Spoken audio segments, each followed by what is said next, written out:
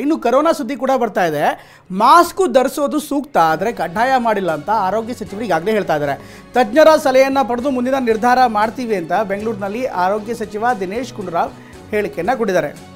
ಇದರ ಜೊತೆಗೆ ಇನ್ನಿಷ್ಟು ಅಪ್ಡೇಟ್ಸ್ ಕೂಡ ಬರ್ತಾ ಇದೆ. ಇಬ್ಬರು ಮಹಿಳೆಯರಿಗೆ ಕೊರೋನಾ ದೃಢಪಟ್ಟಿದೆ. ಸಂಕ್ಲಾಪುರ ಜುಂಬನಾಥ್ ಪ್ರದೇಶದಲ್ಲಿ ಮಹಿಳೆಯರಿಗೆ ಈಗ ಕೊರೋನಾ ಬಂದಿರುವಂಥದ್ದು ದೃಢಪಟ್ಟಿದೆ. ಹೊಸಪೇಟೆಯ ಸಂಕ್ಲಾಪುರ ಜುಂಬನಾಥ್ ಪ್ರದೇಶದಲ್ಲಿ ಈ ಒಂದು ಮಾಹಿತಿ ಲಭ್ಯವಾಗ್ತಾ ಇರೋದು. ಸೋಂಕಿತ ಇಬ್ಬರು ಮಹಿಳೆಯರಿಗೆ ಹೋಮ್ ಕ್ವಾರಂಟೈನನ್ನು ಮಾಡಲಾಗಿದೆ.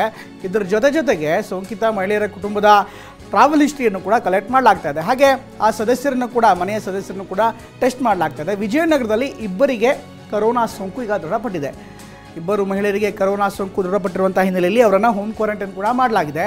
ಇನ್ಫ್ಯಾಕ್ಟ್ ಸಂಕ್ಲಾಪುರ ಮತ್ತು ಜಂಬೂನಾಥ ಪ್ರದೇಶದಲ್ಲಿ ಈ ಒಂದು ಪ್ರಕರಣ ದಾಖಲಾಗಿರೋದು. ಇದಕ್ಕೆ ಸಂಬಂಧಪಟ್ಟಂತೆ ಆರೋಗ್ಯ ಇಲಾಖೆ ಅಧಿಕಾರಿಗಳು ಕೂಡ ಹೆಚ್ಚಿನ ವಿವರವನ್ನು ಅವರ ಸ್ಥಳೀಯರಿಂದ ಮನೆಯವರಿಂದ ಕಲೆ ಹಾಕ್ತಿದ್ದಾರೆ. ಜೊತೆಗೆ ಅವರ ಟ್ರಾವೆಲ್ ಹಿಸ್ಟ್ರಿ ಸೇರಿದಂತೆ ಮನೆಯವ್ರ ಜೊತೆಗೆ ಹಾಗೆ ಈ ಸೋಂಕಿತರ ಜೊತೆಗೆ ಯಾರ್ಯಾರು ಸಂಪರ್ಕದಲ್ಲಿದ್ದರು ಆ ಸಂಪರ್ಕದಲ್ಲಿದ್ದವರ ಮಾಹಿತಿಯನ್ನು ಕೂಡ ಕಲೆ ಹಾಕಲಾಗ್ತಾ ಇದೆ. ಇದ್ರ ಜೊತೆಗೆ ಇನ್ನಿಷ್ಟು ಅಪ್ಡೇಟ್ಸ್ಗಳು ಕೂಡ ಬರ್ತಾ ಇದೆ. ಕಲಬುರಗಿಯಿಂದಲೂ ಕೂಡ ರಿಪೋರ್ಟ್ಸ್ಗಳು ಬರ್ತಾ ಇದೆ. ಕಲಬುರಗಿಯಲ್ಲೂ ಕೂಡ ಇದೇ ರೀತಿಯಾದಂಥ ಮಾಹಿತಿ ಲಭ್ಯವಾಗ್ತಾ ಇದೆ. 1.5 ವರ್ಷದ ಬಳಿಕ ಕಲಬುರಗಿಯಲ್ಲಿ ಮತ್ತೆ ಕೊರೋನಾ ಈಗ ಪತ್ತೆಯಾಗಿದೆ.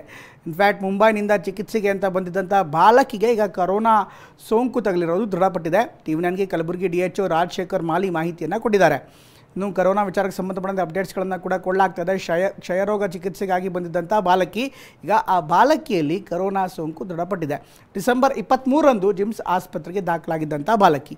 ಆ ಬಾಲಕಿಯ ಸಂಪೂರ್ಣ ಹಿನ್ನೆಲೆ ಸೇರಿದಂತೆ ಎಲ್ಲ ವಿವರಗಳನ್ನು ಪಡೆಯಲಾಗಿದೆ. ಇದರ ಜೊತೆಗೆ ಮೈಸೂರು ಜಿಲ್ಲೆಯಲ್ಲೂ ಕೂಡ 4 JN1 ಪ್ರಕರಣ ಈಗ ಪತ್ತೆಯಾಗಿದೆ. ಇಬ್ಬರು ಅಮೆರಿಕಾದಿಂದ ಬಂದವರಲ್ಲಿ ಸೋಂಕು ಕಂಡುಬಂದಿರುವಂಥದ್ದು ಸ್ಥಳೀಯವಾಗಿ ಸಾಕಷ್ಟು ಅಚ್ಚರಿಗೆ ಕಾರಣವಾಗಿದೆ. ಇಬ್ಬರು ಅನಾರೋಗ್ಯದಿಂದ ಬಳಲ್ತಾ ಇದ್ದರು. ಅವರನ್ನು ಚಿಕಿತ್ಸೆಗೆ ಅಂತ ಆಸ್ಪತ್ರೆಗೆ ಕರೆದೊಯ್ಯಲಾಯಿತು. ಈ ಸಂದರ್ಭದಲ್ಲಿ ಟೆಸ್ಟ್ ಕೂಡ ಮಾಡಲಾಯಿತು. ಈ ಸಂದರ್ಭದಲ್ಲಿ 4 ಸೋಂಕಿತರಿಗೂ ಕೂಡ ಪ್ರತ್ಯೇಕವಾಗಿ ಚಿಕಿತ್ಸೆಯನ್ನು ಕೊಡಲಾಗ್ತಾ ಇದೆ. ಅಮೆರಿಕಾದಿಂದ ಬಂದವರ ಸಂಪರ್ಕಿತರ ತಪಾಸಣೆಯನ್ನು ಕೂಡ ಇದೇ ಸಂದರ್ಭದಲ್ಲಿ ಮಾಡಲಾಗ್ತಾ ಇದೆ. ಆರೋಗ್ಯ ತಪಾಸಣೆ ಮಾಡಿಕೊಳ್ಳುವಂತೆ ಮಾಡಿಸಿಕೊಳ್ಳುವಂತೆ ಮನವಿಯನ್ನು ಕೂಡ ಮಾಡಲಾಗಿತ್ತು. ಮೈಸೂರು ಜಿಲ್ಲಾ ಆರೋಗ್ಯಾಧಿಕಾರಿಗಳು ಈಗಾಗಲೇ ಮನವಿಯನ್ನು ಮಾಡಿದ್ದಾರೆ. ಇದಕ್ಕೆ ಸಂಬಂಧಪಟ್ಟಂತೆ ಮೈಸೂರು ಜಿಲ್ಲೆಯಲ್ಲೂ ಕೂಡ ಟೆಸ್ಟಿಂಗ್ ತುಂಬ ಜೋರಾಗಿ ನಡೀತಾ ಇದೆ. ಪರಿಣಾಮ ಈಗ 4 JN1 ಪ್ರಕರಣ ಪತ್ತೆಯಾಗಿದೆ.